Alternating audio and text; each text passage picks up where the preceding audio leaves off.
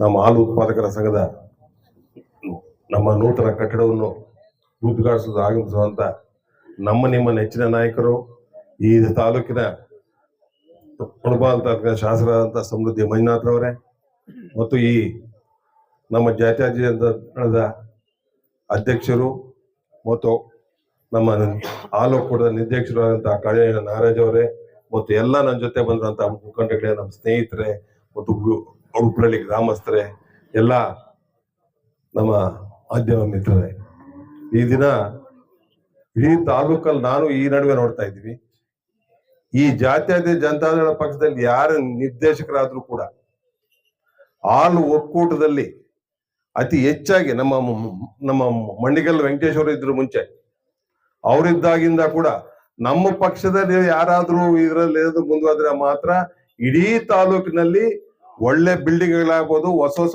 ಹಳ್ಳಿಗಳಲ್ಲಿ ಕೂಡ ಪ್ರತಿಯೊಂದು ಹಳ್ಳಿಯಲ್ಲೂ ನಮಗೆ ಡೈರಿ ಬೇಕು ಅಂತ ಆಲಂಗೂರು ಶ್ರೀನಿವಾಸ್ ಅವ್ರು ಹೇಳ್ತಾ ಇದ್ರು. ಆಲಂಗೂರು ಶ್ರೀನಿವಾಸ್ ಅವ್ರು ಏನು ಹೇಳಿದ್ರು ಅದನ್ನ ಮಂಡಿಗಲ್ ವೆಂಕಟೇಶ್ವರ ಆಗ್ಬೋದು, ನಮ್ಮ ಕಡೆ ನಾರಾಯಣ ಅವ್ರಾಗ್ಬೋದು, ಯಾವುದೇ ಒಂದು ಸಣ್ಣ ಹಳ್ಳಿಯಲ್ಲಿ ಕೂಡ ಈ ಡೈರಿ ಓಪನ್ ಮಾಡ್ಬೇಕು ಅಂದ್ರೆ ಅವ್ರು ತುಂಬಾ ಪ್ರೋತ್ಸಾಹ ಕೊಟ್ಟು, ಬರೀ ಡೈರಿ ಓಪನ್ ಮಾಡೋದೆಲ್ಲ, ಅದಕ್ಕೆ ಏನು ಕಟ್ಟಡ ಬೇಕೋ ಕಟ್ಟಡಕ್ಕೆ ಕೂಡ ಎಲ್ಲಾ ಸೌಕರ್ಯ ಮಾಡ್ಕೊಡ್ತಾ ಇದ್ದಾರೆ.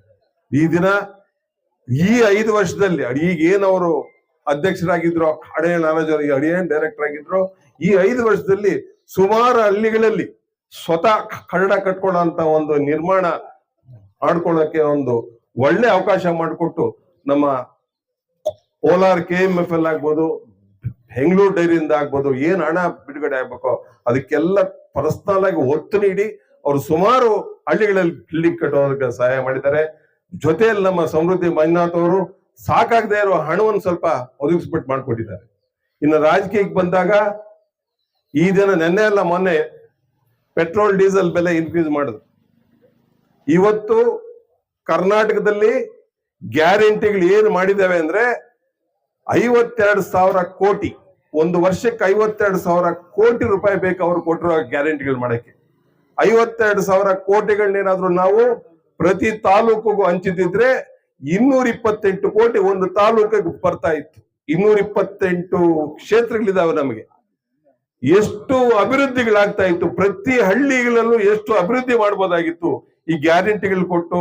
ಕೆಲವರು ಸುಮಾರು ಜನ ಹೇಳ್ತಾ ಇದ್ದಾರೆ, ಪೆಟ್ರೋಲ್ ಡೀಸೆಲ್ ಒಂದು ಹತ್ತಿದ್ರೆ ಇಡೀ ಎಲ್ಲಾನು ಹಾಲು ಮಾರಾಟ ಆಗ್ಬೋದು, ಟ್ರಾನ್ಸ್ಪೋರ್ಟ್ ಆಗ್ಬೋದು, ತರಕಾರಿಗಳು ಎಲ್ಲ ಹತ್ತುತ್ತೆ. ದಯವಿಟ್ಟು ನೀವು ಅರ್ಥ ಮಾಡ್ಕೊಂಡಿದ್ದೀರಿ. ಈಗ ನಮ್ಮಲ್ಲಿ ಅಡಿಷ್ಟೊತ್ತು ಹೇಳ್ತಾ ಇದ್ದಾರೆ MP ಎಲೆಕ್ಷನ್ ಅದೆಷ್ಟು ಬಂತು ಅಂತ. ಉಪ್ರಳ್ಳಿಯಲ್ಲಿ 24 ಕೋಟಿ ಬಂದ್ರು, ಅದು ಕಾಂಗ್ರೆಸ್ಗೆ, ಮಿಕ್ಕಿದ್ದೆಲ್ಲ JDSಗೆ ಬಂತು ಅಂತ ಹೇಳ್ತಾ ಇದ್ರು. ನಿಮಗೆಲ್ಲ ಉತ್ಪೂರ್ವಕ ಅಭಿನಂದನೆಗಳನ್ನ ಸಲ್ಲಿಸ್ತಾ, ಇನ್ನು ಮುಂದೇನು ತಾವೆಲ್ಲ ನಮ್ ಜೊತೆ ಇರ್ತೀರಿ ಅಂತ ಹೇಳ್ತಾ ಈ ಒಂದೆರಡು ಮಾತುಗಳು ಮುಗಿಸ್ತಾ ಇದ್ದೀನಿ.